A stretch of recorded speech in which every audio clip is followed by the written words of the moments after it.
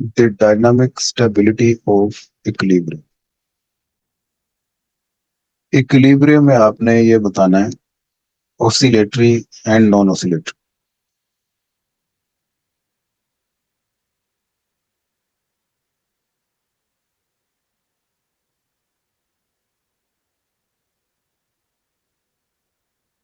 जिसे static, non oscillatory को static भी कहते हैं। Oscillatory moving, non oscillatory static. तो उनकी जगह पे ये नए वर्ड आपको मैंने बता दिए हैं, ये भी याद रखें। सर कौन से नेम दोबारा रिपीट करें? है लिखे तो इन्हें, व्हाइट बोर्ड नजर आ रहा जी सर। है, ये ऑसिलेटरी एंड नॉन ऑसिलेटरी। अब इसमें सबसे पहली condition, if B is positive. मैंने आपको पहले बताया बी वो -a के इक्वल होता है। तो वो जो आपका लिखा हुआ था ना a की पावर -at, तो इस -a की वैल्यू ये आपने देख लेनी है, ये पॉजिटिव है या नेगेटिव। ग्रेटर देन 0 अगर हुई तो इसे बोलेंगे टाइम पाथ आपका नॉन ऑसिलेटरी है, स्टैटिक है, अपनी जगह पे रुका हुआ है।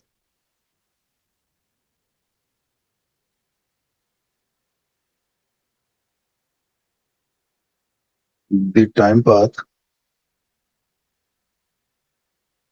Is non oscillatory, static. For example,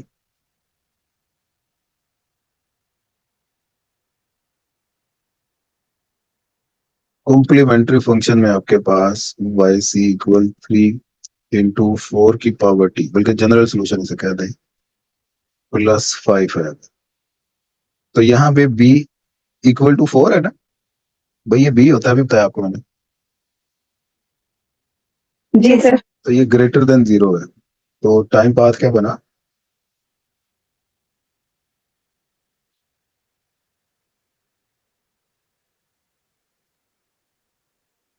समझे बात?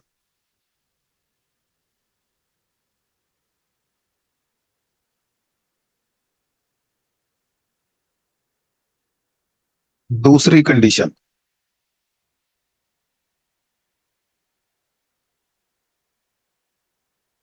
अगर तो b आपका नेगेटिव, उस वक्त टाइम पाथ क्या बन जाएगा?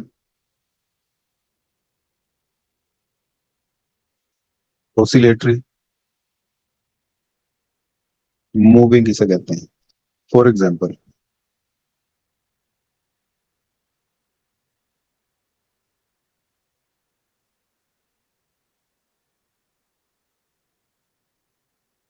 वाई टी इक्वल 3 की पावर -4t +5।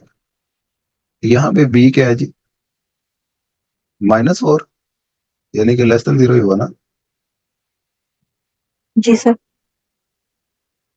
तो आपने क्या देना है? So the time path is oscillate, answer है। अच्छा। अच्छा, ये अभी आधी पिक्चर हो गई। नेचर ऑफ टाइम पाथ वो दो तरह से आपने बतानी है, एक या तो ऑसिलेटरी है या तो नहीं है, दूसरा ये भी बताना है कि वो कन्वर्जेंट है या डाइवर्जेंट है। नॉन ऑसिलेटरी, ये तो समझ आ गई, रुका हुआ है इक्विलिब्रियम। ऑसिलेटरी का मतलब ये मुसलसल हरकत में है, ये तो पता चल गया। लेकिन कन्वर्जेंट और नॉन कन्वर्जेंट वो एक डिफरेंट चीज है। कन्वर्जेंट का मतलब है इक्विलिब्रियम को आपका वो टाइम पाथ वो आहिस्ता आहिस्ता कन्वर्ज कर रहा है कि नहीं, ये कन्वर्जेंट होता है।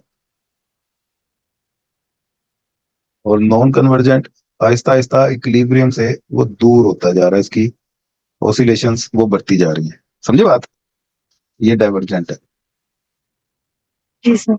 और एक यूनिफॉर्म भी होता है जिसमें वो सेम रहती है, ना ज्यादा हो रही है ना कम हो रही है, ये यूनिफॉर्म। तो अब कन्वर्जेंसी चेक करने के लिए हेडिंग दे दें जरा,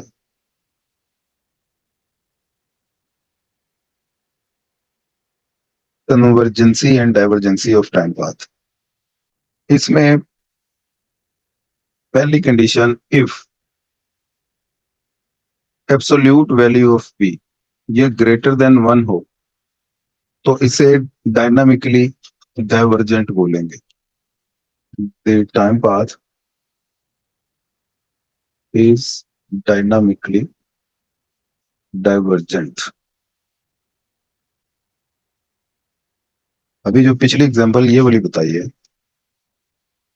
इस एग्जांपल में देखें y t 3 की पावर -4t + 5, तो b तो -4 है, लेकिन एब्सोल्यूट वैल्यू ऑफ b ये 4 है ना,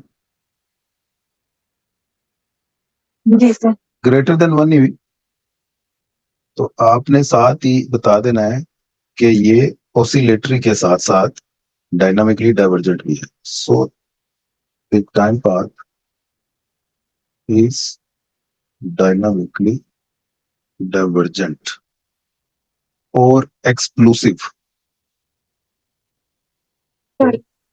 दूसरी कंडीशन, इफ बी आपका लेस देन 1 हो जाए तो टाइम पाथ डायनामिकली कन्वर्जेंट हो जाएगा, स्टेबल बोलते हैं जिसे.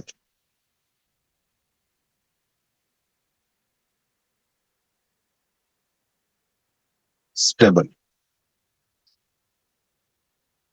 मिसाल,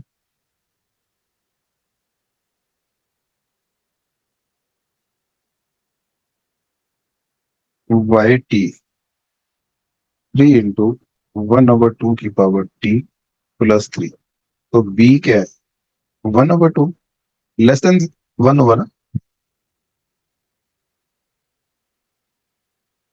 जी sir. The time path is dynamically convergent and या और stable. आंसर है. ले ये चैप्टर 15 आ गया है, उसके बाद 16 और ये 17.2 ये होगी हमारी ये डायनामिक स्टेबिलिटी आ गई. सिग्निफिकेंस ऑफ बी वो सारा हमने देख लिया. ये यहाँ पे लिखी हुई हैं चीजें वही. बी ग्रेटर देन 1 हो तो फिर क्या होगा, क्या होगा, ये सारा मैंने आपको लिखवा दिया है. इन्होंने इधर इस वर्डिंग में पूरी में ये लिखा हुआ है, ये देख लें. Be greater than 0 less than 0 इसे ऑसिलेशन नॉन ऑसिलेशन का पता चलता है, और absolute value greater than 1 less than 1 इसे कन्वर्जेंट डाइवर्जेंट का पता लगता है. ये चीज याद कर लेने, ये ऊपर वाली पूरी बहस का खुलासा है. एग्जाम्पल 1 और 2 ये करें, और exercise 17.3 question number 1, nature of time path बताएं. ये वाला आपने करना है. What is the nature of time path obtain each of the difference equation in exercise 17.2 के क्वेश्चन नंबर 4 में, उसकी भी आपने टाइम पाथ की नेचर बता देनी है. और question number 3, solution of the following determine whether the time path is oscillatory. ये क्वेश्चन नंबर 3 भी करें, एक्सरसाइज कंप्लीट करके.